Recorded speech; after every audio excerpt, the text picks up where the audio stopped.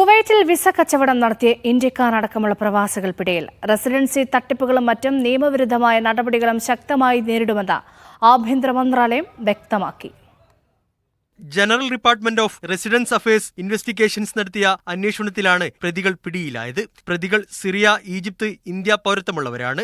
വ്യാജരേഖകൾ ചമച്ച് പണം വാങ്ങി റെസിഡൻസി നേടാൻ സൗകര്യമൊരുക്കലായിരുന്നു സംഘം ചെയ്തുകൊണ്ടിരുന്നത്. തുടർന്ന് തൊഴിലാളികളുടെ റെസിഡൻസി ഒരു പ്രത്യേക കമ്പനിയിലേക്ക് മാറ്റും. ഇതിനായി ഓരോ വിസ ട്രാൻസ്ഫറിനും തൊഴിലാളികളിൽ നിന്ന് 700 മുതൽ 1000 കുവൈറ്റ് ദിനാർ വരെ ഫീസ് ഈടാക്കുന്നതായും ആഭ്യന്തര മന്ത്രാലയം കണ്ടെത്തി. പ്രതികൾക്കും കമ്പനി ഉടമയ്ക്കുമെതിരെ നിയമ നടപടികളും സ്വീകരിച്ചു. കേസ് ജുഡീഷ്യൽ നടപടികൾക്കായി കൈമാറി. നേരത്തെ വിസ കച്ചവടം തടയാൻ ആഭ്യന്തര മന്ത്രാലയം ശക്തമായ നടപടി സ്വീകരിച്ചിരുന്നു. രാജ്യത്തെ ജനസംഖ്യാ അസന്തുലനത്തിന് പ്രധാന കാരണം വിസ കച്ചവടമാണെന്നാണ് വിലയിരുത്തൽ.